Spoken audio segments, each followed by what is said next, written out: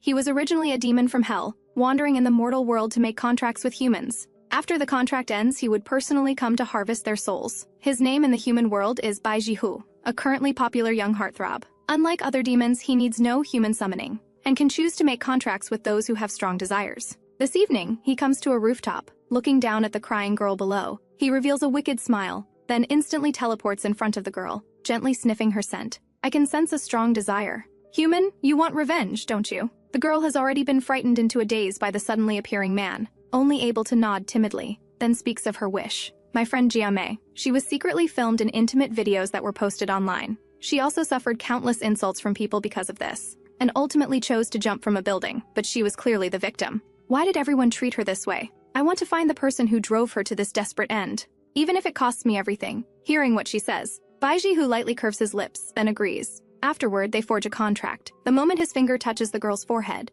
the girl faints. Then Bai Zhihou bites down on her neck. When Qianxia wakes up, it is already the next day. As soon as she gets up, she receives news of the company's bankruptcy. She finds it hard to believe. How could Wanhee Group go bankrupt overnight? Could all this be the demon's doing? She becomes very angry and starts cursing him in her mind. At this moment, on the other side, Bai Zhihou is leisurely using the bathroom at home. He seems to sense something, immediately teleporting to Qianxia's home. You summoned me. What's the matter? This Wanhee Group bankruptcy, did you do it? Yes, wasn't your wish to punish those who killed your friend? This solves it, doesn't it? Qianxia is completely defeated by his thought process. Did you get it wrong?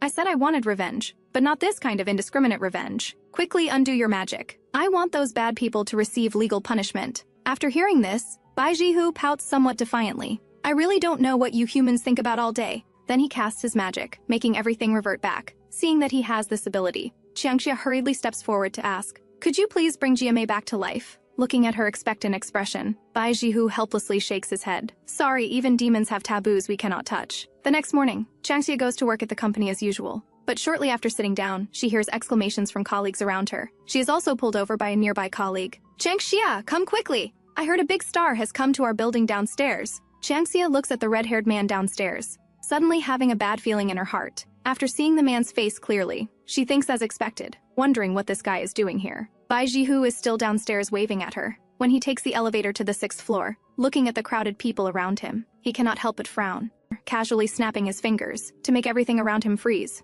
and beckons the distant Qianxia over to discuss the investigation plan with her. Didn't I tell you to hold back for now? But I had no choice. Your boss wanted to invite me as a spokesperson, so I had to come. But Qianxia, your current appearance is not quite suitable to be my demon's person. Have you watched those cheesy primetime revenge dramas? While speaking, Bai Zhihou kisses Qianxia's forehead. Then Qianxia's hair color changes to a more striking purple. Bai Zhihou looks at his transformation work, very satisfied. Now let's officially begin our revenge. But before that, let's go eat something first. Soon, Bai Zhihou pulls Qianxia to a restaurant downstairs. Qianxia looks at the well-behaved boy in front of her, still finding it hard to connect him with that cruel demon. In no time, she sees he has already finished all the candy on the table, but his stomach is still rumbling non-stop. Qianxia knows he has not eaten enough, so she goes to buy him new candy. But just as she is getting the candy, she suddenly notices someone at the window nearby staring at her. This frightens her considerably. Seeing that man about to run, she hurriedly chases after him. After she catches the person, she discovers he is actually Jiamei's former colleague. This makes her suspicious, beginning to wonder if Jiamei's incident is related to him. She coldly questions, about Jiamei's matter, do you know something? Seeing the man's panicked appearance makes Qianxia more certain of her thoughts. She steps forward and grabs his collar, continuing to ask, I know Jiamei couldn't bear the online harassment and committed suicide, but the real culprit who secretly filmed her videos hasn't been caught yet. If you know something, tell me. I won't let her die in vain. But the man just smiles contemptuously. What can you, a girl, possibly do? Hearing his words, Qianxia gradually calms down. I'm not alone, but please tell me what you know, even if it's for Jiamei's sake. The man remains silent for a while, finally agreeing. This story goes back 3 years. From when Jiamei first joined the company, I started liking her. But I also knew I wasn't worthy of her, so I could only secretly pay attention to her. Until later, when Luo Xingnan appeared, Jiamei fell for that man. But that man didn't love her at all. Once, I went to the 12th floor to deliver documents, and happened to see her arguing with Luo Xingnan. But after that, she never went to the 12th floor bathroom again. And she would even stop other colleagues from going there. Hearing this, Qianxia seems to understand something. She hurriedly goes to find Bai Zhihou. At this moment, Bai Zhihou is in a meeting. She can only tell his bodyguard what she knows. Little does she know, her conversation with the bodyguard reaches Bai Zhihou's ears. Seeing them chatting so happily, Bai Zhihou actually gets jealous. Afterward, the bodyguard is silenced. Qianxia outside takes one look and knows who did this. He's really bored enough. Qianxia rolls her eyes at him and leaves. Inside, Bai Zhihou watches her departing figure, somewhat angry. He was actually ignored by her. Then he sends her his favorite emoji. Seeing she read the message but still does not reply, Bai Zhihou feels he is about to die of anger. Just as he is thinking about how to deal with her, his thoughts are interrupted by the manager beside him. I wonder if Mr. Bai is satisfied with this endorsement plan? No need for more planning. If you want me as global spokesperson, I have only one requirement. I want Qianxia from the advertising department to be my assistant. The people below are completely confused upon hearing this. They have never heard of this person. Thinking of finding another one for Mr. Bai, they did not expect his attitude to be so firm. I want her. At this moment on the other side, Qianxia does not yet know she has become a celebrity in the company. She sneaks to the bathroom on the 12th floor, searching through every corner inside, but never finds any trace of surveillance. But just as she opens the door, she notices the door handle, so she calls the bodyguard from earlier, wanting him to help remove this handle. Miss Tan, before helping you, Mr. Bai has something for me to tell you. Then Qianxia sees a cringeworthy scene. You bad woman, how dare you treat me like a tool, reading my messages without replying. You better apologize to me now, or I'll bite you to death. Looking at this scene before her, Qianxia is completely defeated by Bai Zhihou's thought process. Afterward, they remove the door handle. Inside, there is indeed a camera. But the memory card with the recorded videos has long been taken by someone. Qianxia sees the clue about to be cut off and feels distressed. But just as she is about to leave, she hears two female colleagues behind her complaining about the bathroom maintenance. Wasn't this bathroom just repaired 2 days ago? How is it broken again? Upon hearing this, Qianxia hurriedly runs to a corner with no one around, wanting to summon Bai Zhihou to ask for his help. But after summoning for a long time, she still does not see his trace. At this moment, her phone rings. Opening it, she realizes he is throwing a tantrum with her. Call me Demon Lord and I'll consider it. Qianxia does not indulge him. Directly fast-forwarding to the evening, nightfall arrives. At the company's back entrance, Qianxia waits for Bai Zhihou. I thought you weren't coming. My Demon Lord, hearing her say this, Bai Zhihou freezes in place. He always felt like he was being clamped down by this woman. Soon they come to the bathroom on the 12th floor. Qianxia tells him about what happened during the day. So you want me to help you find out who took this memory card? But there's not a single surveillance camera in this hallway. Where should we start? Seeing his pretense of confusion, Qianxia has to bring out her prepared trump card. Looking at the candy set before him, saliva has already begun flowing from the corner of Bai Zhihou's mouth, thinking how she could have the latest strawberry-flavored fruit candy. Although he says it is just simple help, his body is very honest. Afterward, his eyes light up, beginning to cast his magic. Suddenly, everything around is enveloped in blood red. The next second, Bai Zhihou disappears from in front of her. Just as Qianxia wonders where he went, Bai Zhihou has already traveled to the day Jiamei jumped from the building. However, as soon as he enters, he is hit by someone and injures his wing. He cannot help but complain in his heart. When he gets out, he will definitely make that woman compensate him for emotional damages. At this moment, he notices Jiamei nearby, so he quickly follows her. He wants to stop her, but unexpectedly Jiamei passes straight through his body. This greatly surprises Bai Zhihou. Could it be that even he cannot stop someone determined to die? He continues following. But just halfway there, he is interrupted by a voice that suddenly appears behind him. Jiamei, it's time for the meeting. Come back with me. Sorry, team leader, I'd like to take leave. The team leader sees Jiamei's emotions are somewhat low, so she agrees. Just as she is about to leave, she is called back by Jiamei. Team leader, have you always known about their existence? Why did you cover for them? Hearing her words, the team leader has already frozen in place, just wanting to step forward to explain. But Jiamei has already left. She tightly clutches the memory card in her hand, but ultimately lets go. All this is seen by Bai Zhihou nearby. He has stayed in the mortal world for tens of thousands of years, but still cannot understand humans. He does not understand why they commit evil.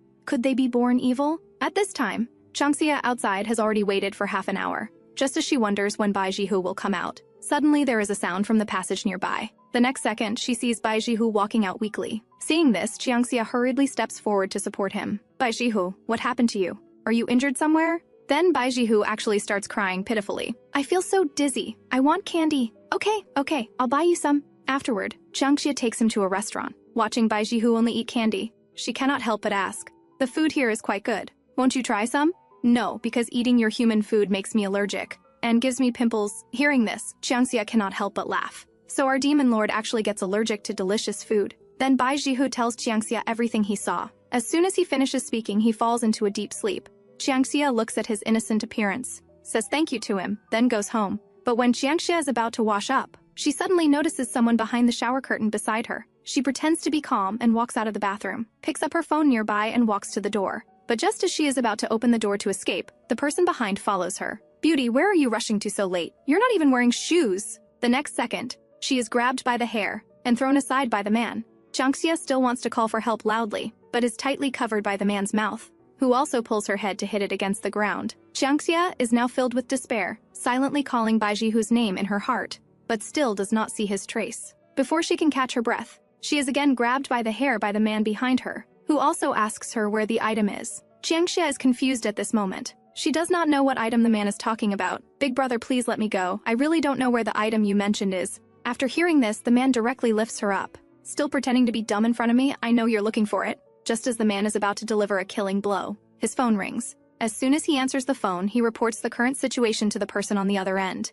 After saying a few words, he starts complaining. "You're lucky today. I'll let you off this time. Remember not to meddle in other people's business in the future, or you'll end up like her." Saying this, he directly knocks Qianxia unconscious with one punch. When Qianxia wakes up again, she sees Bai Zhihou's bodyguard. "How did you come?" "Mr. Bai sent me. He said he had a bad feeling and told me to immediately come check on your situation." After hearing this, Qianxia feels warm inside. That guy knew I was summoning him. At this moment, she suddenly remembers her phone, so she hurriedly retrieves it from under the sofa. "Although I didn't see that person's face clearly, I recorded his voice." Then Qianxia calls the police, handing over the recording. But before the police leave, they advise, "You'd better move to a friend's house for these few days to prevent that criminal from retaliating." Just as Qianxia is about to refuse, Bai Zhihou's roar comes from the bodyguard's phone nearby. "Tan Qianxia, come to my house right now, immediately, at once. Do you hear me?" Upon hearing his voice, Qianxia somehow does not know how to refuse him, so she agrees. At this moment on the other side, Bai Zhihou waits very anxiously. "It's been several hours. Why aren't they here yet?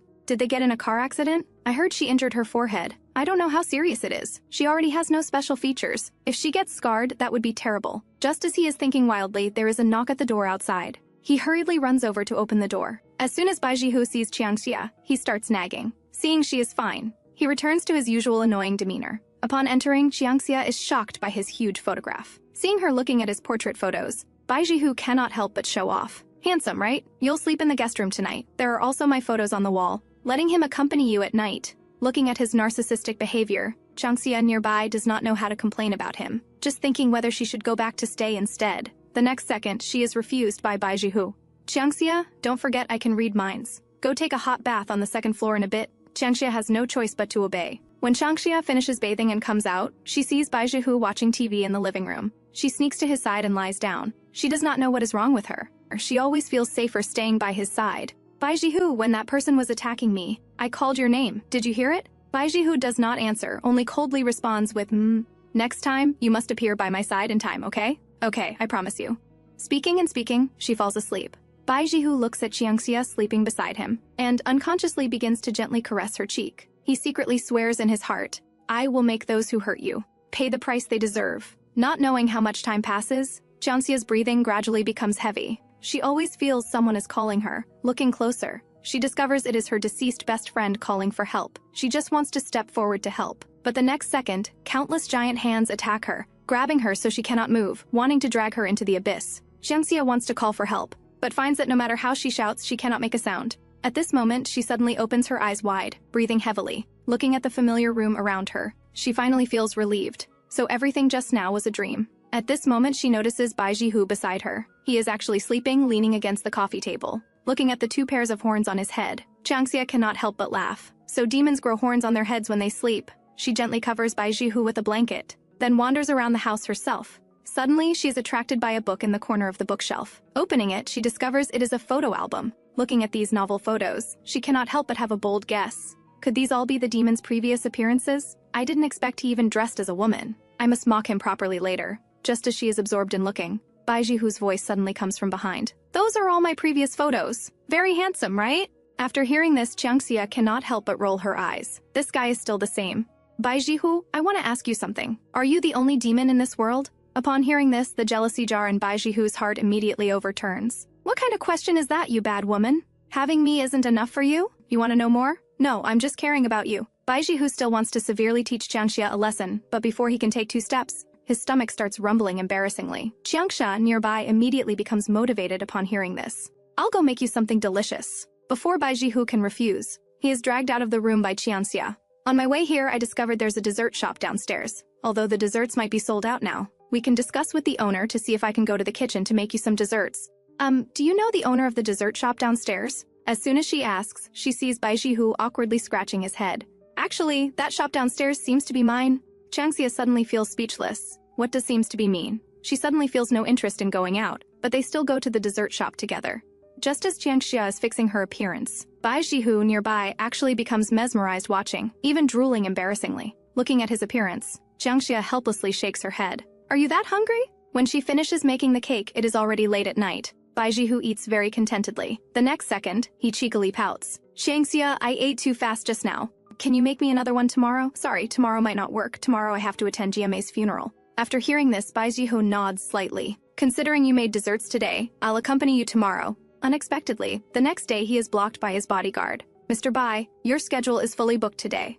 If you don't go, you'll have to pay penalty fees. However, Bai Zhihou does not care about these things at all. Then pay the penalty. I'm not short of money anyway. As soon as he finishes speaking, he is roughly thrown into the car by the bodyguard. The bodyguard directly drives him away. Qianxia watches the car getting farther and farther away, sighing softly. Looks like I have to go alone. She arrives at the funeral hall with a heavy heart, trying hard to control her emotions. But the moment she sees Jiamei's grandmother, she completely breaks down, directly hugging Jiamei's grandmother and crying. Actually, Jiamei's grandmother does not know Jiamei committed suicide. Everyone told her Jiamei died from an accidental fall. After all, no one can bear the sound of an old person's heartbreak. Later, many people come to attend Jiamei's funeral, including Han Xinyu. Upon seeing her, Qianxia remembers what Bai Zhihou said that day. She suspects Jiamei's death is related to her. Seeing Han Xinyu about to leave, Qianxia hurriedly calls out to her. Team leader Han, I have something I'd like to discuss privately. Then they go to a corner with no one around. Qianxia does not beat around the bush, directly asking, the memory card from that bathroom is in your hands, right? After hearing this, Han Xinyu seems somewhat dazed. She does not know how Qianxia found out. She shakes her head to indicate she does not know what Qianxia is talking about. Team leader Han, after I discovered the pinhole camera in the bathroom yesterday, someone broke into my home and attacked me. The reason he let me go was because he couldn't find what he wanted at my place. I know it might seem abrupt to tell you this now, but I just want the truth. I don't want another Jiamei to appear. As soon as she finishes speaking, the surrounding air becomes quiet. After a long while, Han Xinyu still says nothing, and directly leaves. But before she can walk far, Jiamei's grandmother's heart-wrenching cries come from outside. When they rush over, they see Jiamei's grandmother lying on the ground crying. Seeing this, Han Xinyu immediately asks nearby colleagues what happened. Then she sees them stammering, just now when they were discussing Jiamei's real cause of death outside. The old lady happened to overhear. After hearing this, Qianxia angrily tells them to go back first, staying by Jiamei's grandmother's side herself. Hearing grandmother's cries, she feels very unwilling in her heart. Grandmother, don't worry. I will definitely find the murderer who killed Jiamei, and make them receive the punishment they deserve. When she finishes settling Jiamei's grandmother, it is already noon. As soon as she walks out of the funeral hall, she is called by Han Xinyu, who has been waiting for her. Tan Qianxia, you're not as strong as you imagine. Even if I tell you everything, those things are not something you can bear. But Qianxia does not listen to her, still stubbornly wanting to know the truth. Seeing her so persistent, Han Xinyu tells her everything she knows. Actually, I was the earliest victim. This happened 7 years ago, when I first joined Wanhei Group. Initially, I was full of fighting spirit, thinking this was a fair workplace. However, reality was not like that. No matter how hard I worked, the credit always belonged to others. Just when I was at the lowest point in my life, he appeared. He was the newly appointed executive director of the company, always taking care of me at work. I thought we could live like this forever. However, reality played a huge joke on me. Once, I accidentally looked through his phone and discovered a strange email. Clicking on it, it contained my own intimate photos. Only at this moment did my world completely collapse. That email address called Delicious Food seems to be an organization within the company, selling photos and videos of many women. The vast majority of victims are women from the group. After hearing all this, Qianxia does not know how to respond. She did not expect that behind Jiamei's death lay so many hidden secrets. The next second, she tightly hugs Han Xinyu, gratefully saying, "Thank you for being willing to tell me this." Then Qianxia brings Han Xinyu to meet Bai Zhihou. Looking at the dark-skinned bodyguard in front of her, Han Xinyu finds him very reliable. But Bai Zhihou nearby immediately becomes unhappy upon hearing this. "Excuse me, your main helper is me." Afterward, Han Xinyu stops talking. Looking at the 3 people in front of her, she does not know if her choice is correct. Then several people begin discussing the next strategy. Han Xinyu, the memory card from the bathroom is in your hands, right? Yes, it's in my office right now. Good, let my bodyguard go with you to get it. Then we'll arrange the plan afterward. After hearing this, Han Xinyu nods slightly, agreeing to his proposal. Soon, she and the bodyguard arrive at Wanhei Group. Han Xinyu asks the bodyguard to guard the door, while she goes in to retrieve the memory card. But just as she succeeds, a man's voice suddenly comes from behind, making Han Xinyu feel very scared. Clearly, when she just came in, there was no one in the room. How did he get in? At the same time, on the other side, Qianxia is waiting with Bai Zhihou for their news. After a long time, they finally receive a call from the bodyguard. As soon as Bai Zhihou answers, the bodyguard's urgent voice comes through. Mr. Bai, this is bad. Han Xinyu has disappeared. When they learn of Han Xinyu's disappearance, they immediately rush to the scene. According to the bodyguard's description, after Han Xinyu entered her office, she never came out again. When he went in, the person had already vanished. Bai Zhihou looks at this empty room, feeling somewhat uneasy. Then he slowly closes his eyes, using his traversal magic, to travel to the moment Han Xinyu entered the office. As soon as he enters, he sees an incomprehensible scene. Clearly, there is no one in the room, but Han Xinyu is saying something. What puzzles Bai Zhihou most is that he cannot hear her voice. Then he tells Qianxia what he saw. Looking at Qianxia's disappointed expression, his heart also feels uncomfortable. He always feels things are not so simple, as if there is an invisible force hindering them from revealing the truth. At the same time, in a hospital, a new patient has completed admission procedures. The next morning, Qianxia goes to her best friend's home to look for clues. Since her best friend's death, she has never dared to come here, because this place holds too many of their memories. Just as Qianxia wonders where to start looking, she suddenly remembers Jiamei used to have a habit of keeping a diary. But while searching for the diary, she unexpectedly finds a pregnancy test report. Looking at the word pregnant on it, she does not understand when Jiamei had a boyfriend. Afterward, she searches the house again, finally finding a button in Jiamei's clothes. Looking at the item before her, combined with the information she gathered from Jiamei's colleague earlier, she thinks of who framed Jiamei. Then she calls Luo Xingnan, asking him to meet at Jiamei's house. After hanging up, she tells Bai Zhihou everything. After hearing this, Bai Zhihou tells her to be careful. He will be there soon. While waiting for Luo Xingnan to arrive, she also goes to find the property's security guards, asking if they have seen this man before. However, in monitoring, Luo Xingnan in the elevator always has his back to them, making it difficult to confirm his identity. So Qianxia can only bring the security guard to Jiamei's door for face-to-face identification. After getting the security guard's confirmation, Qianxia becomes more certain of her speculation. Luo Xingnan nearby is also somewhat panicked. He does not know what this woman is up to. Shortly after entering, Qianxia hands him a button, asking if this is his item. After looking at it, Luo Xingnan frowns with displeasure. Qianxia, you're mistaken. This shirt button isn't mine. Hearing his ridiculous answer, Qianxia's expression becomes even more grim. So it's a shirt button. I wouldn't have known if you hadn't said so. Seeing things about to be exposed, Luo Xingnan anxiously urges, Qianxia, if there's nothing else, I'll leave first. There's still a meeting at the company. However, Qianxia refuses him. You might have to stay here for a while longer. Just as Luo Xingnan wonders what is happening, Qianxia summons Bai Zhihou. Seeing the man who suddenly appears behind him, Luo Xingnan's eyes are full of fear. What are you trying to do? Keep this up and I'll call the police. Looking at this hypocritical man before her, Qianxia feels waves of nausea in her heart. She instructs Bai Zhihou nearby. No matter what method you use, make him tell the truth. I'm willing to pay any price. Seeing Qianxia has spoken, Bai Zhihou immediately casts magic, chasing after the fleeing Luo Xingnan. In just an instant, he grabs Luo Xingnan's heart, probing his memories. In the process, he also saw the darkness of the human heart. From the first time Luo Xingnan met Qianxia and Jiamei, he began to pick prey among them. Seeing Qianxia is a bit cold, it is not easy to catch up with, so he turned the target to Jiamei. It did not take long to rely on his own means to catch up with Jiamei, and lied that because of the company's system is strict, they cannot be open relationship. In this way, Jiamei fell into his trap step by step. By the time she realizes this, it's already too late. Jiamei tries to expose all this, but the person behind the scene has jumped ahead of her. Orders Luo Xingnan to spread the video of Jiamei to every corner of the company. In the end, Jiamei cannot bear the people's cyber-violence, chooses to commit suicide. At that time, Qianxia witnesses all this. Then she goes crazy and rushes towards Luo Xingnan, wants to ask Luo Xingnan to tell her who is behind it from him. But he seems to have been cleared of his memory. He knew nothing. Seeing this scene, Bai Zhihou was very surprised. He used his magic power to detect and confirm that the other party was not lying. When he probed Luo Xingnan's memories again, was still unable to see the face of the mastermind. This made him very puzzled. What kind of existence is it that can shield his ability? Afterwards, Bai Zhihou wiped away Qianxia's tears, asked her if she still wanted to continue to investigate. Look at Qianxia nodded affirmatively. Bai Zhihou was a little anxious. Aren't you afraid that you will die? Not afraid. Seeing her so persistent, Bai Zhihou couldn't do anything to her. So he used magic to make her fall asleep. When Qianxia woke up, she found herself in Bai Zhihou's house. So she quickly called Bai Zhihou, asked him how he dealt with Luo Xingnan in the end. I left him there. When she heard that the scum was safe, Qianxia was a little anxious. She didn't understand why Bai Zhihou did this. Didn't you promise me to punish him? Seeing her so excited, Bai Zhihou quickly explained, "In fact, I erased his memory of the day, and also cast a curse on him. From the moment he woke up, no matter what he looked at around him, what he would see was Jiamei's face. Let him live in deep self-blame and fear."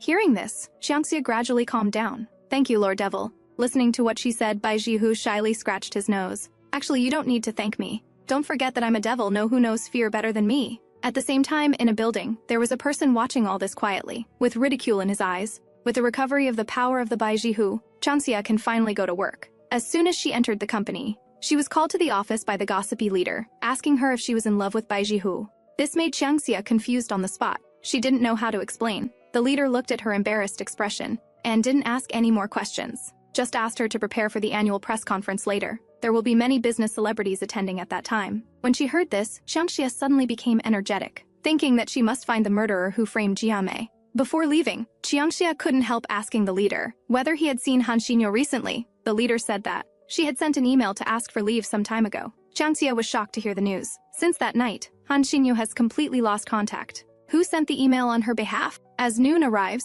Qianxia continues her usual routine, eating lunch alone. But soon several colleagues gather around her, congratulating her on becoming Bai Zhihou's assistant. Qianxia can only respond awkwardly. "By the way, Qianxia, have you seen the recent trending topics? They say our group's second young master, Wan Zijia, once interned at our company, and he's incredibly handsome. Who do you think is more handsome, him or our group's eldest young master?" Qianxia finds herself stumped by this question. As she contemplates, Bai Zhihou's figure suddenly appears in her mind, continuously repeating that he's more handsome, leaving Qianxia speechless. Just as she considers settling accounts with that jerk, he proactively sends her a message, claiming he has found a clue. Upon seeing this message, Qianxia frantically rushes to the demon's residence. As she enters, she sees Bai Zhihou dressed in formal attire. "Did you walk a red carpet today?" "Yes, don't I look handsome?"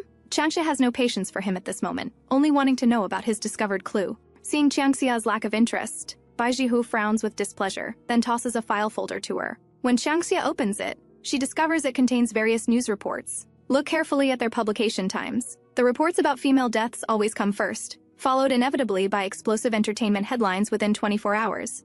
And most importantly, these are all connected to Wan He Group. Listening to Bai Zhihou's explanation, Qianxia remains somewhat confused. How does this relate to what we're investigating? As soon as she finishes speaking, Bai Zhihou's expression becomes serious. Of course it's related, because these murder cases weren't committed by humans. Hearing the statement, Qianxia becomes completely stunned. She cannot believe her ears. "Are you saying other demons exist?" "No, possibly a god. If it's a god, shouldn't he be good?" Listening to Qianxia's response, Bai Zhihou feels amused. "So you're implying I'm an evil-looking demon?" Qianxia immediately becomes speechless. Looking at the sulking demon before her, Qianxia cannot help but ruffle his hair. Of course not. If he's truly a murderous god, would continuing to help me investigate put you in danger? The next second, Bai Zhihou stares blankly and asks, "What is danger?" This completely confuses Qianxia. Meanwhile, in a hospital, Han Xinyu slowly awakens. She remembers being kidnapped previously. She attempts to get up and leave, but discovers she cannot move. Looking at the nearby nurse, she immediately calls for help, providing her personal information. However, the young nurse mistakes her for having an episode, wanting to administer a sedative. Han Xinyu recognizes her suspicion, so she grabs the nurse's wrist, telling her she can give her anything if she helps. But the nurse still administers the sedative. After the nurse exits the room, she begins searching online for Han Xinyu's information. Seeing the photo on the screen, she becomes unsure about the situation, so she returns to Han Xinyu's room late at night, asking what benefits helping her would bring. Han Xinyu tells her she only needs to find a girl named Qianxia at her company and inform her of her location, after which she will give her all her money.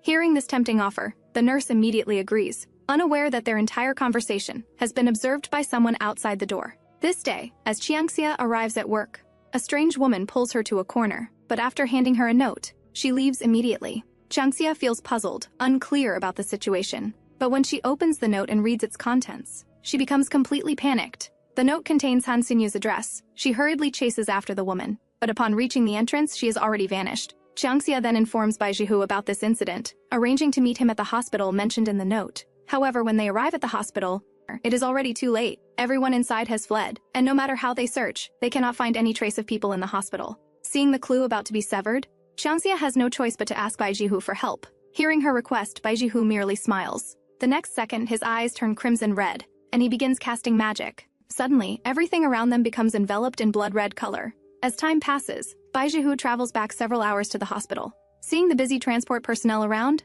He cannot understand what this place is used for. Simultaneously, he employs his hearing to investigate Han Xinyu's location.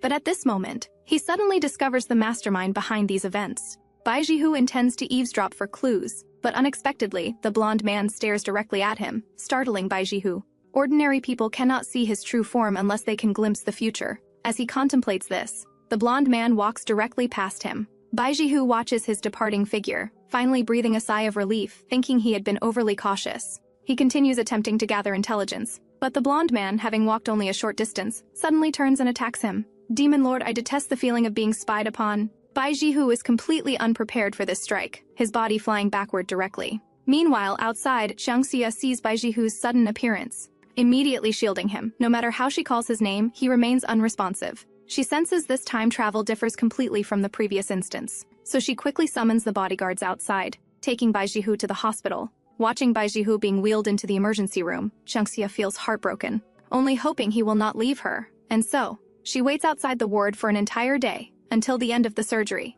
Bai Zhihou still has not awakened. Looking at the unconscious Bai Zhihou on the hospital bed, Qianxia's heart fills with self-reproach. She knows she cannot continue waiting like this. If the doctors cannot save him, then only one method remains now. The next morning, sunlight streams through the window into the ward, and Bai Zhihou slowly opens his eyes. The bodyguard nearby, seeing this, becomes so excited he weeps. But Bai Zhihou pushes him away, beginning to search for Qianxia's figure. No matter how he looks, he cannot see her. He becomes somewhat angry, wondering where that heartless woman has gone, not staying by his side 24 hours. He will record this in his little notebook. The bodyguard nearby, hearing this, says with some difficulty, Miss Tan might not be able to see you, because she has also collapsed. Hearing this news, Bai Zhihou immediately rushes to Qianxia's ward, shaking the doctor inside. Doctor, what happened to her? Yesterday she was clearly a beautiful girl with full cheeks. How has she become a mummy today? The nearby doctor finds his words amusing and quickly explains, Miss Tan is only dehydrated and malnourished. She will recover after resting for a few days. Listening to the doctor's explanation, Bai Zhihou seems to understand something. He then quietly stays by Qianxia's side, looking at the new bite mark on her neck. He cannot help but blame himself. You fool, why did you act so tough? He then kisses Qianxia's forehead. At this moment, the demon completely falls for Qianxia. Since Qianxia's collapse, she has been recuperating in the hospital. The investigation outside has been entirely entrusted to Bai Zhihou. But this day, as Qianxia walks in the garden, a young nurse suddenly approaches to tell her that a handsome man has come to see her. This puzzles Qianxia. Bai Zhihou was just on the road. How did he arrive so quickly? But when she reaches the ward, she discovers it is her internship colleague, Wan Zijia. Looking at the handsome man before her, Qianxia feels somewhat shy. They chat extensively, creating a harmonious atmosphere. However, this scene is witnessed by the suddenly appearing Bai Zhihou. The ward immediately fills with murderous intent. Bai Zhihou feels somewhat confused. Clearly, just a few days ago, Qianxia sacrificed herself to save him. How has she started changing her heart so quickly? But Qianxia, unaware of his thoughts, assumes he feels physically uncomfortable. Wan Zijia, sensing the awkward atmosphere, proactively approaches to greet him. But Bai Zhihou merely glances at him coldly, then throws a tantrum. This country actually has people who do not recognize him. Qianxia, watching Bai Zhihou's dramatic behavior, cannot help but laugh. Seeing her happiness, Bai Zhihou stops being angry, handing her lunch. Meanwhile, elsewhere, Wan Zihou examines Tan Qianxia's information. When he sees her family relationships, he becomes stunned, unable to believe his eyes. This woman is actually Tan Jihi's daughter. That evening, he visits his brother's home, inquiring about his daytime activities. Wan Zijia, hearing this, merely smiles and indicates he visited a friend. Before he can finish, Wan Zihou mentions Tan Qianxia's name. Hearing this, Wan Zijia knows he has sent people to follow him again. Brother, what exactly do you want to do? I'm just concerned about my brother. However, you should stay away from her in the future. Whether you want friendship or romance, you should abandon this idea. Unexpectedly, as soon as he finishes speaking, his brother contradicts him. Brother, please give me a reasonable explanation.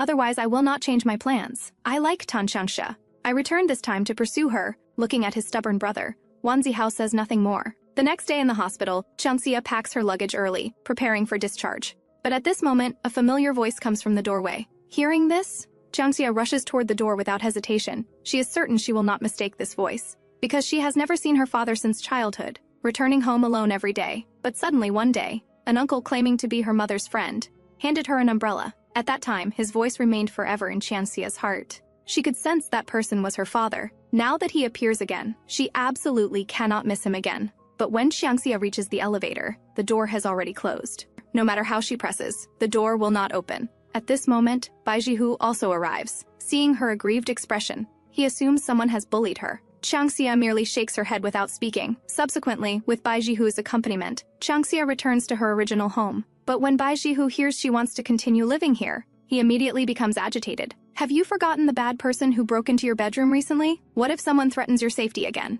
But Han Xinyu's fate remains unknown. All clues have been severed. If we cannot find new breakthroughs, there may be no opportunity in the future. I'm not afraid, and I absolutely will not flee. Seeing her determined expression, Bai Zhihou cannot help but praise. Worthy of being my chosen contractor, very brave.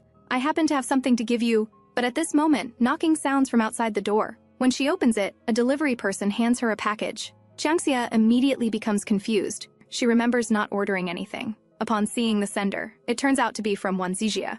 Hearing this name, Bai Zhihou's expression immediately darkens. He cannot understand what this human boy wants to do. When Qianxia opens the box, an exquisite dress appears inside, along with a card inviting her to be his dance partner. Looking at these items, Bai Zhihou can no longer contain himself, immediately producing his own gift. Looking at the two beautiful dresses before her, Qianxia feels dazzled. Just as Bai Zhihou assumes Qianxia will wear his dress to attend the conference, unexpectedly she chooses neither, shocking him. Because I have my own dress. Qianxia then retrieves a box from the cabinet. This dress was personally made for me by Jiamei. It's my unique haute couture. As the conference time approaches, both Bai Zhihou and Qianxia become busy. However, the day before the conference, Wanhei Group suddenly invites Bai Zhihou to attend a banquet. Qianxia fears this is a trap, reminding him to be careful. But Bai Zhihou remains unconcerned, confidently stating, "Don't worry, I'm not an ordinary person. Don't we need to collect more clues? Tonight presents the best opportunity." Hearing his words, Qianxia says nothing more. Soon, Bai Zhihou enters the hotel. Upon entering, he is warmly welcomed by the reception into a private room. When he sees clearly who sits in the private room, he becomes completely stunned. Sitting inside is the evil god who previously injured him. Bai Zhihou's mind becomes chaotic. He cannot understand why they have summoned him here, or whether they already know about Qianxia's plan. If conflict arises here, will it affect the surrounding people? However, as he becomes lost in thought, Jin Cheng nearby cannot help but mock. I never expected our lofty demon lord to worry about these insignificant humans. As soon as he finishes speaking, Bai Zhihou becomes stunned. He never expected the evil god before him to be able to read his thoughts. This makes Bai Zhihou even more unable to fathom the evil god's true power. Seeing the evil god about to act, Bai Zhihou immediately grabs his wrist. However, the next second, Bai Zhihou's palm experiences a searing, burning sensation. His hand has been burned. At this moment, he only feels a chill down his spine, because this type of flame can only be manifested by absorbing human souls. He cannot determine how many human souls the evil god before him has absorbed. He then retreats to the restroom to hide, thinking that according to the current situation, he can only rely on his demon form to fight him. But I really miss Qianxia right now. My hand hurts so much. Forget it, let me call to hear her voice. Unexpectedly, the next second, the evil god's voice comes from behind him. So our demon lord does all this for that woman. Don't they say demons never fall for humans? Tell me, if that woman encounters trouble, will you feel heartbroken like humans do? At this moment, Bai Zhihou can no longer suppress his anger, warning the evil god before him. If you dare touch her, I will kill you. Unexpectedly, as soon as he finishes speaking, the evil god begins laughing, leaving only a cold expression, before disappearing from the spot. Bai Zhihou wants to pursue him, but due to his unhealed old injuries, he cannot match his speed. Meanwhile, Qianxia elsewhere remains unaware that danger approaches. She has just finished making cake, preparing to visit Bai Zhihou's home. Suddenly, a dark shadow appears before her, tightly grasping her neck. Human, what makes you so special? That you attract a demon so? Speaking thus, he spreads his angelic wings, bringing Qianxia to the rooftop where Jiamei once jumped. Jin Cheng, seeing Qianxia's terrified expression, feels greatly satisfied. He cannot help but laugh loudly. Human, I have specially chosen a fine location for you to die together with your friend. Qianxia has nearly reached her breaking point. She only hopes Bai Zhihou can appear to save her. But as the evil god's fingers completely release, Bai Zhihou still does not appear. Just as Qianxia prepares to accept her tragic fate, she suddenly sees a black figure rushing toward her. That is Bai Zhihou! The next second, Bai Zhihou tightly embraces her, teleporting to the rooftop, softly comforting her not to be afraid. Seeing this touching scene, the evil god cannot help but mock. Demon Lord, your speed is somewhat slow. Simultaneously, Bai Zhihou also transforms, walking toward Jin Cheng. From now on, this grudge belongs to you and me. Qianxia, I will be fine. You must flee quickly. Seeing Bai Zhihou's resolute figure, Qianxia immediately panics. Will he completely use his abilities? Qianxia wants to stop him, but it is too late. Bai Zhihou has already used his full power, preparing for mutual destruction with the evil god. Jin Cheng, seeing the darkened demon before him, feels very satisfied. Excellent. This makes you worthy to be my opponent. Unexpectedly, as soon as he finishes speaking, Bai Zhihou has already rushed before him, sending him flying with a single punch. Jin Cheng now feels his left arm has broken. He cannot understand when Bai Zhihou's power became so strong. Before he can catch his breath, Bai Zhihou attacks again. He first lifts the evil god, then strikes toward his face. Just as he prepares to deliver the final blow to the evil god, Jin Cheng teleports to one side. He now feels he is falling apart. If this continues, he will definitely be killed by him. So he decides to flee first. As the battle ends, Qianxia has been frightened into stunned silence. She has never seen Bai Zhihou in this state. She then calls Bai Zhihou's name, wanting to ask if he is injured. Unexpectedly, the next second, Bai Zhihou rushes directly toward her. That speed is too fast for Qianxia to dodge. Just as she thinks Bai Zhihou will tear her apart. After waiting for a long time, her body never experiences pain. When she opens her eyes, the scene before her cannot help but redden her eyes. She sees Bai Zhihou protecting her with his wings. Looking at the blood on the ground, Qianxia feels heartbroken, continuously apologizing. As time passes, Bai Zhihou gradually returns to human form. Qianxia, it's fine. I don't hurt at all. Please don't cry. As soon as he finishes speaking, he collapses backward from exhaustion. Seeing he is about to fall to the ground, Qianxia quickly protects him. Looking at the crying girl before him, Bai Zhihou gently curves his lips, using his last strength to say, "Don't be afraid of me," then falls unconscious. Looking at the foolish Bai Zhihou before her, Qianxia can no longer control her emotions, directly embracing him and crying. At this moment elsewhere, Jin Cheng, with only his last breath remaining, arrives at Wan Zihou's residence, asking him to find some humans. Wan Zihou wants to refuse, but Jin Cheng has already fallen unconscious. Looking at Jin Cheng on the bed, Wan Zihou suddenly develops an evil idea. He immediately picks up the dining knife from the table, wanting to end this evil god's life, so he can completely terminate his deal with the evil god. Since he can remember, his father made him completely obey Jin Cheng's words. He did not understand then why his father respected him so much. Until one day, he witnessed that bloody scene. Only then did he understand what kind of existence Jin Cheng was. He was about to call the police, but was stopped by his suddenly appearing father. From that moment, his world became completely different. Ultimately, he lacks the courage to act, calling his hospital instead. Meanwhile, at Bai Zhihou's residence, the bodyguard has just returned home after buying candy. Upon entering, he hears his boss making strange sounds. This sound immediately makes the bodyguard blush. Inside the room, Qianxia carefully bandages Bai Zhihou's wounds. Bai Zhihou contentedly eats candy. Qianxia gently touches his wounds, feeling very heartbroken. "I'm sorry, it's because of my desire for revenge that you became like this. What foolish words are you saying? You nearly died by my hands, but I have something to give you." As Qianxia becomes curious, Bai Zhihou suddenly plucks one of his feathers. Qianxia, seeing his puzzling behavior, feels confused. The next second, Bai Zhihou drops a drop of blood on the wing, then integrates the wing into Qianxia's body. Immediately, a mark appears on her chest. "With this, even if I lose control in the future, I will never harm you again, because I will regard you as my own feather." Pretty cool, right? Hearing these words, Qianxia feels warmth in her heart. She immediately wants to do something for Bai Zhihou, so she draws him a crane, but Bai Zhihou always thinks it looks like a duck. However, behind this peaceful tranquility, a conspiracy brews. In a hospital, after Wan Zihou's rescue efforts, Jin Cheng finally awakens. Wan Zihou, seeing his disheveled appearance, cannot help but suggest they coexist peacefully with Bai Zhihou. But Jin Cheng merely smiles upon hearing this. Punhe stands on that woman's side. Peaceful coexistence with us is impossible.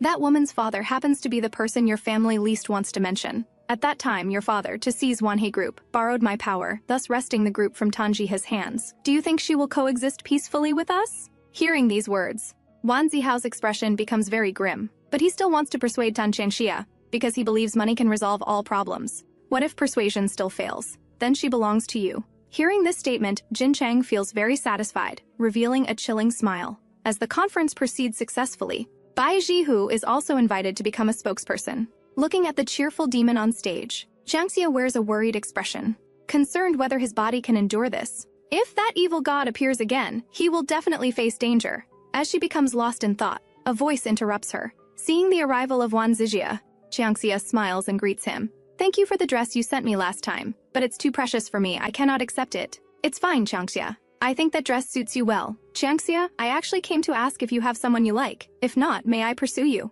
This sudden confession leaves Qianxia somewhat stunned. She never expected Wan Zhihou to like her. Just as she hesitates about how to refuse him, the hall suddenly announces Bai Zhihou's successful signing. Looking at Bai Zhihou on stage, Qianxia's eyes fill with tenderness. She does not know when she became increasingly unable to leave him. Seeing his injured appearance also makes her heart ache. Perhaps this is what liking someone means. "I'm sorry, Zhihou," Since I've known you, I have always considered you a friend. Being liked by such an excellent boy is my honor. But I already have someone I like. Wan Zhihou, seeing Qianxia's determined gaze, no longer insists. As the conference ends, Qianxia walks toward the backstage, thinking of giving Bai Zhihou an exclusive interview. Before taking 2 steps, Bai Zhihou suddenly appears beside her. This startles Qianxia. Did you see the paper cranes falling from the sky just now? Seeing Qianxia shake her head, Bai Zhihou becomes somewhat angry. You actually didn't see it. That was specially prepared for you, you heartless woman. Qianxia, seeing his adorable behavior, feels amused. Alright, I actually saw it.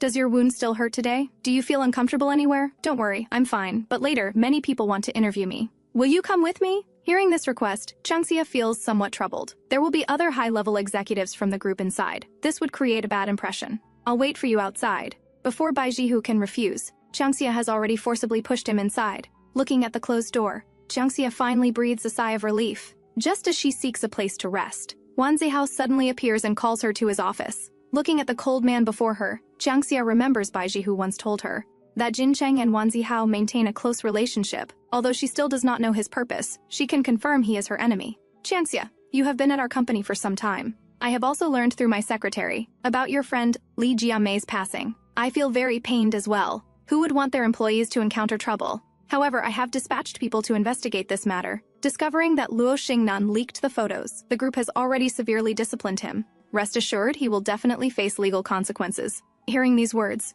Qianxia's expression immediately darkens. She cannot understand why Wan Zhihou brings up Jiamei's matter immediately and what his intentions are. So what does General Manager Wan mean? I hope you can forget these matters. Our company happens to have 3 overseas assignment positions this year. How about you go and clear your mind? Hearing this, Qianxia finally understands his meaning. But Qianxia directly refuses him. General Manager Wan, this opportunity should be reserved for more capable employees. Also, my intuition tells me the real culprit behind this involves more than just Luo Xingnan. There must be other forces, possibly lurking right beside General Manager Wan. General Manager Wan should be more careful. If there's nothing else, I'll take my leave. After Qianxia departs, Wan Zhihou sends a message to someone. As expected, as soon as Qianxia exits, a man sneakily follows her into the restroom. As the man searches for Qianxia's whereabouts, Qianxia has already circled behind him, grabbing an electric baton to teach him a lesson. Didn't your mother teach you? Men are not allowed in women's restrooms. She then calls the bodyguard outside to handle this person together. Tan Zhihou, who has been tracking outside, sees this scene and cannot help but sigh that his daughter has truly grown up. However, at this moment, Qianxia happens to see the man outside the door. She immediately chases after him. Wait, don't leave. Looking at the man's retreating figure, Qianxia recognizes him as the person who appeared at the hospital last time. Is that you, Dad? But Tan Zhihou does not answer, only telling her not to make deals with demons. As soon as he finishes speaking, he leaves. Qianxia, watching her father's departing figure, feels very dejected. When Bai Zhihou finds her, he sees her crying alone in the stairwell. Bai Zhihou cannot understand what has happened to her. He immediately uses his magic to observe the previous events. Seeing that man's appearance, Bai Zhihou becomes somewhat stunned. He never expected that man to return. In his shock, he also comforts Qianxia. Stop crying. How can a demon's woman shed tears? Qianxia suddenly asks, Bai Zhihou, did my father also make a wish with you? What did he exchange with you? Was it me? So he has refused to see me all these years? Bai Zhihou never expected Qianxia to ask this question. He momentarily does not know how to respond. He then adjusts his thoughts, beginning to explain to Qianxia. Actually, your father did summon me. And it was twice. The first time was because he and your mother could not conceive, but they both longed to have a child. The second time was when he suffered betrayal by friends, forced into desperate circumstances. He begged for an opportunity to turn things around. However, when I said I would use the connection between you and your father as exchange, he refused. He still could not bear to part with you. Hearing this, Qianxia cannot help but widen her eyes. She never expected her birth resulted from a demon's intervention. But thinking about everything her father endured, she still feels somewhat sad. Alright, cheer up. When he completes what he needs to do, he will definitely return to your side. That's right, but we first need to confirm one thing. I suspect the person trying to harm me might be Wan Zhihou. Afterward, she and Bai Zhihou appear together at the exhibition. Seeing Qianxia's image on the big screen, Wan Zhihou immediately panics. He hastily sends a message to the assassin. Simultaneously, in the basement, the bodyguard uses the assassin's phone to call Wan Zhihou. As soon as he speaks, they can confirm his identity. But Wan Zhihou remains very cautious, directly hanging up the phone. Fearing his position will be exposed, he throws the phone into a nearby sink. Shortly after he leaves, Wan Zhihou arrives, retrieving the phone from the sink. He always feels his brother's recent behavior has been strange, as if deliberately concealing something. Upon opening the phone, an email pops up. He tries to click on it, but the email automatically deletes itself. This strikes Wan Zijia as very strange. He then examines all the phone's contents, only discovering an address with no other useful information. He decides to investigate this location. Meanwhile, in a sealed room, Han Xinyu becomes attracted by the commotion outside. Since transferring to this new hospital, no patients have come. What is happening today? As she peers outside, upon seeing clearly the figure on the stretcher, she immediately hides behind the door in terror, not daring to make any sound.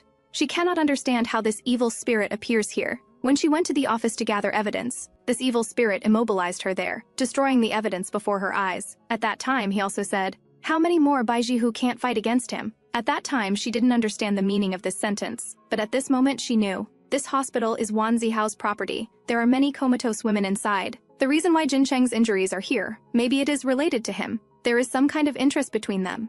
And Jin Cheng seems to be with Bai Zhihou's acquaintance. The injuries that he has just sustained are almost not humanly possible. Is Bai Zhihou also a superpowered person? With the clear thinking, Han Xinyu's face showed a touch of excitement. She decided to start tonight to implement their own plans. Immediately, she took out the anesthetic hidden under the bed and shouted up the nurse outside, said she wanted to go to the toilet. When the head nurse saw this, she pushed such trivial matters onto the new junior nurse. Unexpectedly, the nurse just took her to the toilet, and she was knocked unconscious by Han Xinyu. She also changed into the nurse's clothes, preparing to escape from here. However, as soon as she came out of the toilet, she met another doctor. Just when she thought she was going to be exposed, the doctor asked her to help in the operating room. Seeing this, Han Xinyu could only obey the order helplessly. But when she came to the operating room, she saw a scene that she would never forget in her life. There were many girls with dry faces lying inside, and their blood was flowing continuously to the evil god. Han Xinyu now just wanted to escape from here as soon as possible. She felt like she was going crazy, but in the end, a sense of justice in her heart drove her to stay here. She planned to make it public, to save the girls lying on the beds. So she took the nurse's mobile phone and took pictures of the criminal evidence in the hospital. Seeing that the treatment in the operating room was about to end, Han Xinyu hurriedly restored the place to its original state and woke up the unconscious nurse, saying that she had just fainted in the toilet. The nurse saw that there was nothing unusual around her and sent Han Xinyu back to the ward. However, when the nurse was about to get her mobile phone after get off work, she found that her mobile phone was missing. The head nurse besides saw the situation, called her phone, but found that her phone was turned off. In the end, they reported the matter to the manager. After hearing this, the manager strengthened the security of the entire hospital and searched everyone's room, but found nothing. Little did they know about their strategies. Han Xinyu had already guessed. In order to avoid being discovered by them, she hid the cell phone in the trash beforehand and then took it out from the trash room at 12 o'clock every night. At the same time, Wan Zijia also came to this hospital according to the address on his brother's mobile phone. He originally thought that his brother was sick, but when he saw the iron gate of the hospital, he dispelled his guess and couldn't help but suspect that this was not a hospital, but a prison. Just as he is about to investigate further, his brother's phone rings, revealing a message from the manager. Wan Zijia looks at this message, feeling a sharp pain in his heart. Indeed, his brother has been doing unspeakable things behind his back. It seems he will not get any useful information today, so he leaves this place for now. At this moment, in the hospital's bathroom, Han Xinyu takes out her previously hidden phone and sends the evidence she photographed to Qianxia. Meanwhile, at the venue, Qianxia is eating when someone suddenly calls out to her from behind. Qianxia remembers this person.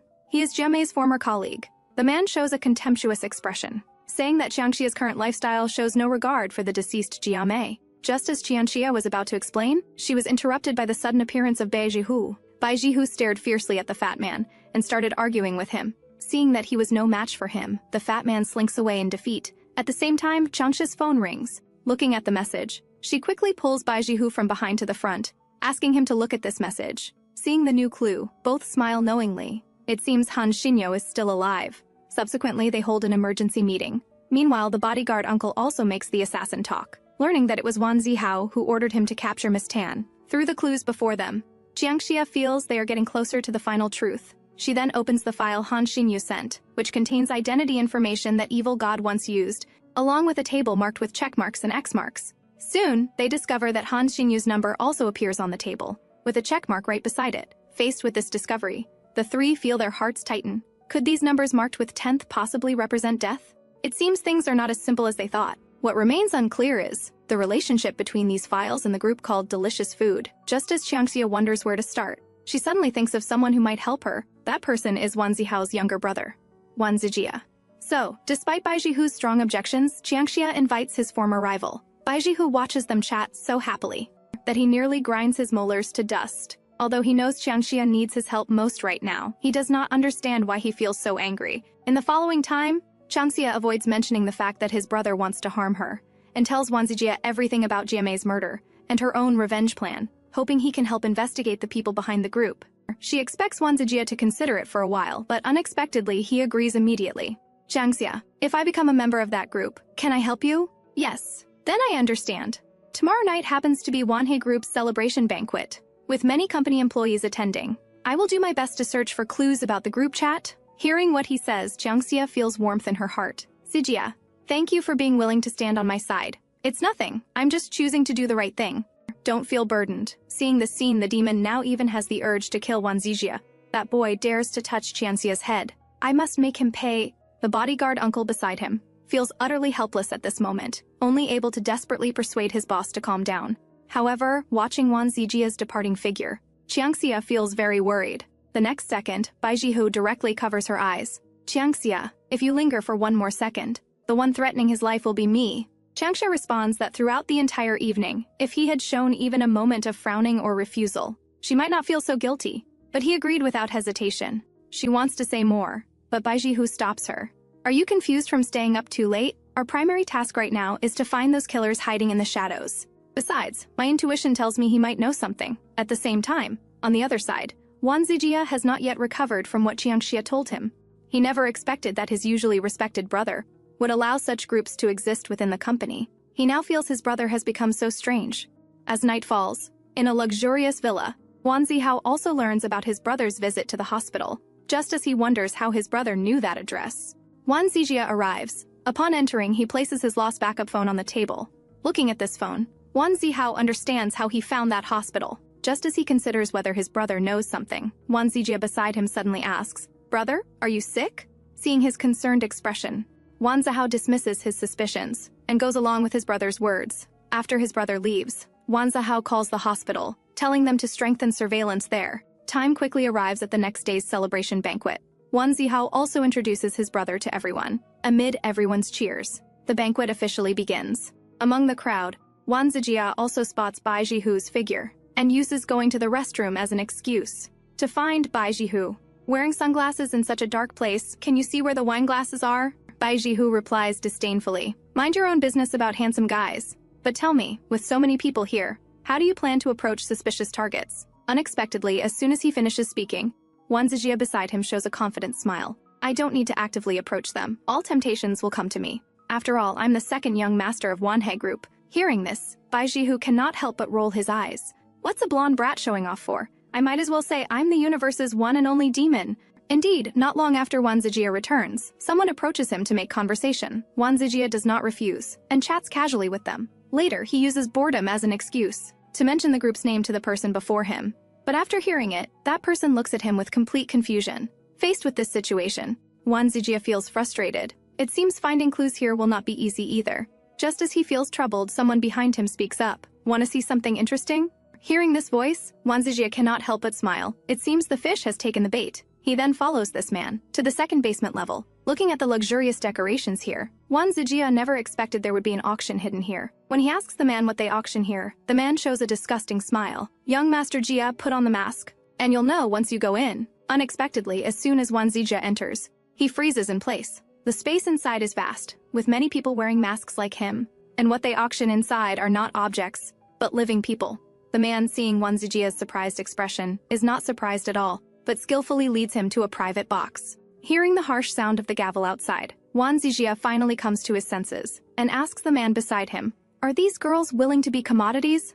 The man just smiles contemptuously after hearing this. What normal person would be willing to do this? They're usually here to pay off huge debts, but even for debt repayment, being able to come here is their honor. Hearing what he says, Wan Zijie suppresses his inner rage, silently repeating the mission of coming here in his mind. "You're right, but with such quality. Aren't there many and delicious food? Why spend so much money on auctions?" Hearing him mention the group's name, the man becomes somewhat excited. "Young Master Jia, are you also a member of the group?" "No, I just heard about it by chance, and haven't had the opportunity to join yet." "I see, no problem, I can invite you in.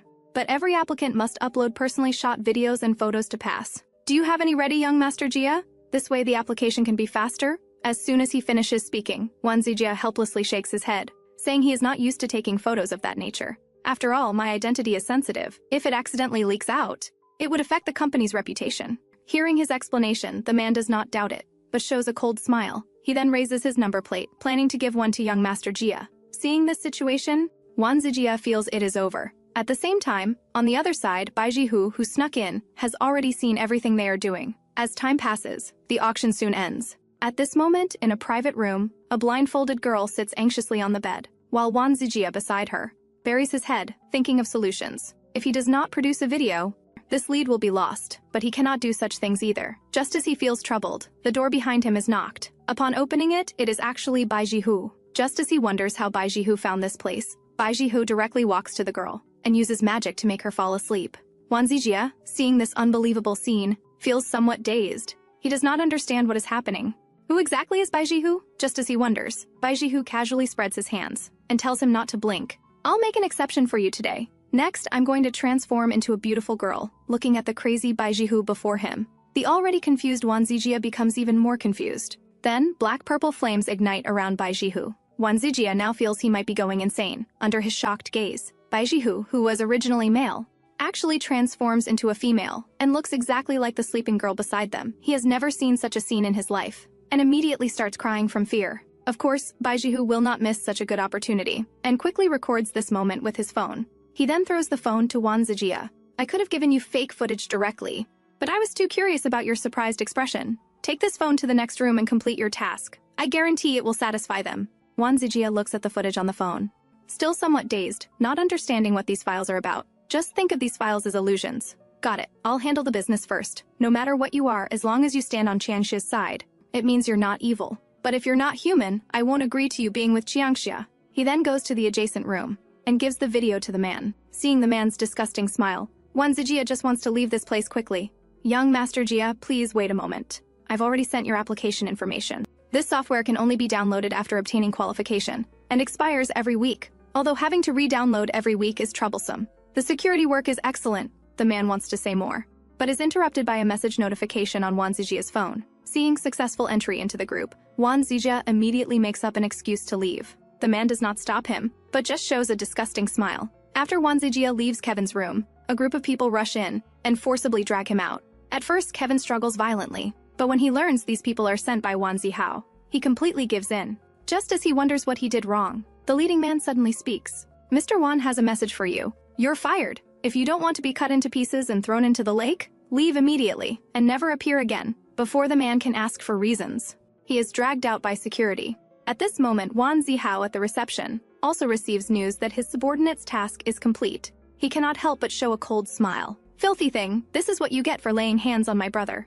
Before he can be happy for long, his phone rings. Seeing it is a call from Evil God, Wan Zihou cannot help but frown, instead of resting properly in the hospital. What are you calling me for? Because I have good news to tell you. I've already recovered. At the same time, on the other side, Bai Zhihou is showing off his achievements to Qianxia. Little Qianxia, let me be clear. All this credit is mine. Nothing to do with Wan Zijia. Looking at the silly demon before her, Qianxia helplessly shakes her head. She then examines the group information and discovers her own name is actually in there. Don't worry, I won't let your photos appear in this group. Bai Zhihou thinks this will make Qianxia feel more at ease. But unexpectedly, Qianxia directly refuses him. We can use my photos to attract number one's attention. Hearing her dangerous plan, Bai Zhihou immediately panics and quickly grabs the phone. If you dare upload your photos, I'll bite you to death right now, believe it or not. Alright, it's not what you think. Let me finish explaining. Look carefully at this communication function. We can use it to contact number one. As long as he replies, you can use your magic to track his location. After Qianxia finishes explaining, Bai Zhihou finally calms down. But are you sure he'll reply if you send this? I'm not sure either. We can only try our luck. But after waiting for a long time, the phone still shows no reply, causing both exhausted people to fall into deep sleep.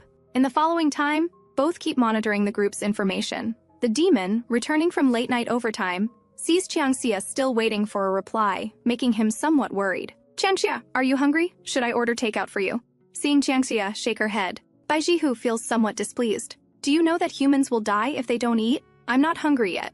As soon as she finishes speaking, Qianxia's stomach betrays her with a growl. Alright, maybe I am a little hungry. But as soon as she finishes speaking, she sees Bai Zhihou staring at her, making her somewhat puzzled. Why are you looking at me like that? Is there something dirty on my face? No, I'm just suddenly curious about what you were like before your revenge. Before Qianxia can explain, time around them stops. Bai Bai Zhihou then travels back to before Qianxia's revenge. Looking at the brightly smiling girl before him, Bai Zhihou beside her cannot help but chuckle secretly. So she was this gluttonous before too. After Qianxia buys her small cake, she goes to the nearby mall to pick out clothes. Looking at the prices on the clothes, Qianxia cannot help but feel troubled. This makes the demon behind her very anxious. Buy it quickly! It's so cheap! Seeing Qianxia put the clothes back again, the demon is completely speechless. Just like this, the demon keeps following Qianxia, watching her past life. Until late at night, Qianxia sits alone on the rooftop looking at the sky, looking at the flying stars. She makes her own wish. I hope that within 10 years I can buy my own house in this city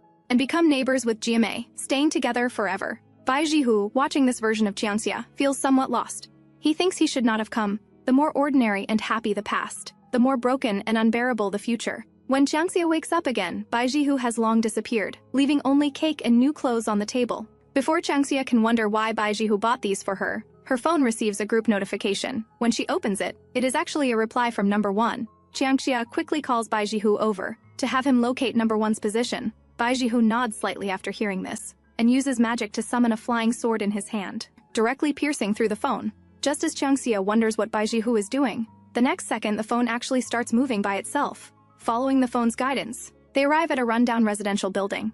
Looking at the dilapidated scene here, Qianxia feels somewhat surprised. She never expected number 1 to live in such a place. However, Qianxia feels no sympathy in her heart, only anger. All this is because number 1 created that group chat, causing Jiamei to be targeted by those scumbags. They then disguise themselves as delivery workers and knock on number 1's door. But hearing the voice from inside, Qianxia's pupils contract. This voice seems familiar. When the door opens, Qianxia freezes in place. How can it be him? The person who opens the door is Jiamei's former colleague. Similarly, the fat man never expected the person outside to be Qianxia. He tries to close the door, but is stopped by Bai Zhihou. What do you want to do? This is trespassing. Before he can finish speaking, Qianxia slaps him and starts beating the fat man. Bai Zhihou, seeing this scene, also feels stunned.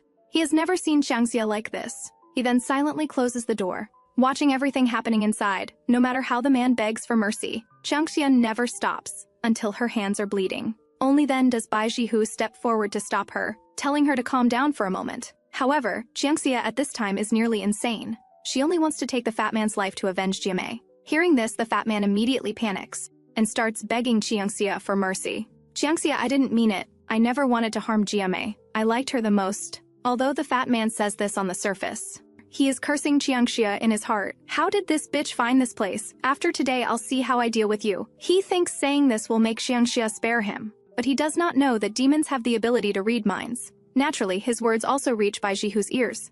Now Bai Zhihou cannot tolerate it either, and directly throws the fat man out. The fat man now feels utterly helpless, just as he wonders which words he said wrong. The next second he feels his neck tighten, making it difficult to breathe. Seeing the fat man about to suffocate, Qianxia quickly calls out to Bai Zhihou. She plans to do it herself. You scum, do you still remember that Jiamei was the only one who stood up to speak for you?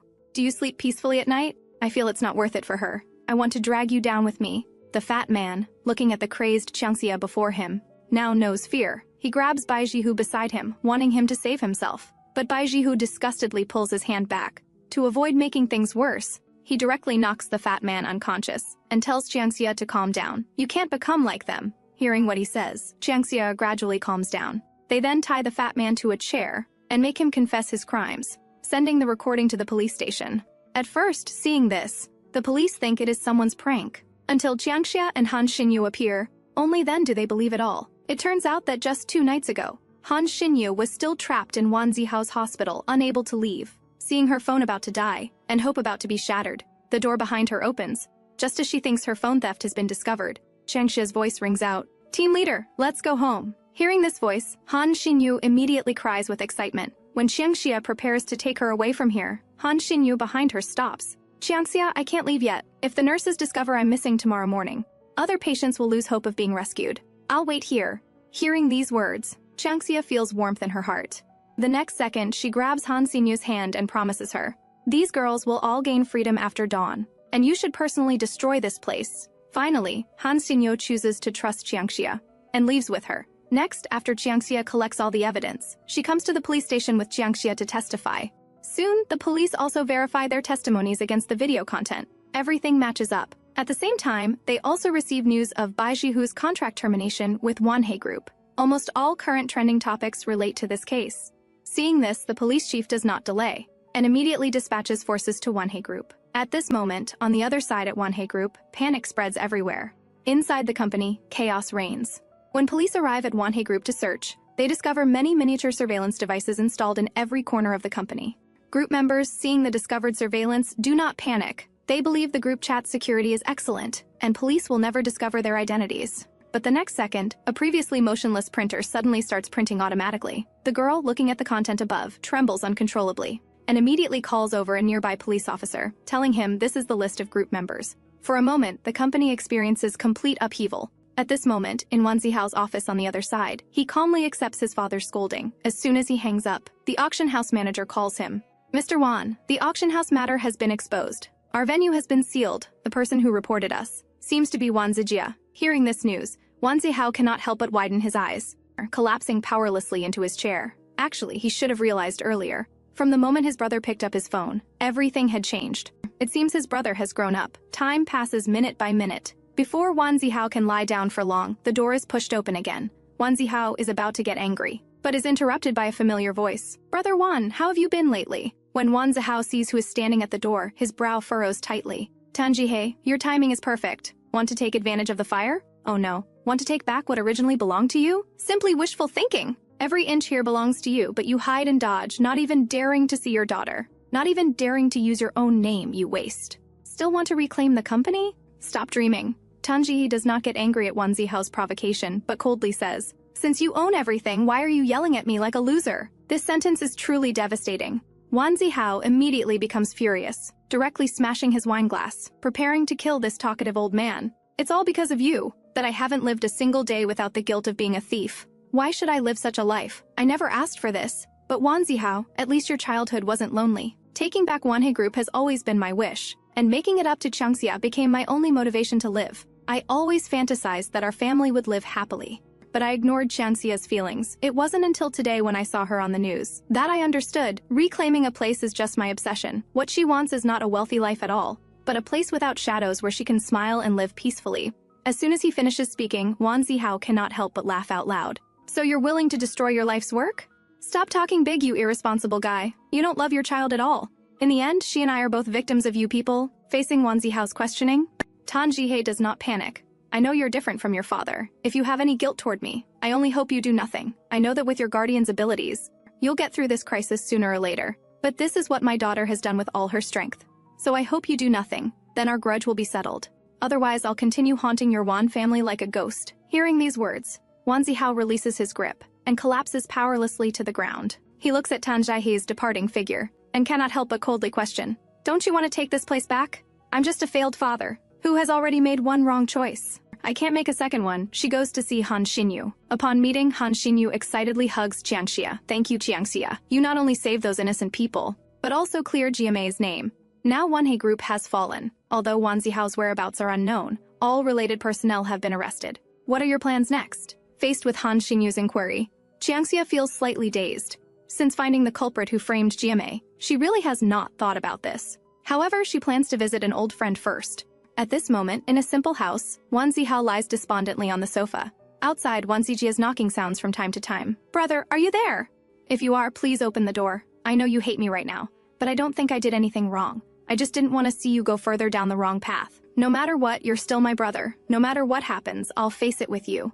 Just like how you protected me when we were children. Wan Zihou, hearing his brother's words, feels very moved. He is about to open the door for his brother, when Evil God's voice comes from behind. Go ahead, open the door for him. Let him see your fragile, pathetic state, and perform another brotherly reconciliation scene. Hearing this mocking voice, Wan Zihou now feels he is going insane. He does not understand how Evil God found this place. I've decided to let the Wanhei Group matter develop as it will. I have decided to let it develop. As soon as he finishes speaking, Evil God instantly teleports in front of him, gripping his shoulder tightly. Have I ever told you to watch your tone when speaking to me? Also, don't flatter yourself. I will intervene, but it has nothing to do with your Wan family. This is my personal grudge with Bai Zhihou. Hearing this, Wan Zihou feels his heart tighten. He has seen Evil God's methods. It seems Bai Zhihou is in danger. At the same time, in a psychiatric hospital, Qianxia visits Luo Xingnan. Looking at his crazed appearance, Qianxia shows no sympathy in her eyes, only mockery. She then pays 30 years of hospitalization fees for Luo Xingnan. wanting him to stay here forever to atone for Jiamei, and asking the doctor to watch him carefully. After handling all this, Qianxia feels completely relaxed. Looking at the beautiful sunset in the distance, Qianxia thinks about going to the dessert shop to make some cakes for Bai Zhihou. But before she can react, a cold voice reaches her ears. Tan Qianxia, the sunset is beautiful, isn't it? Look how your revenge went smoothly. Even your smiles have increased.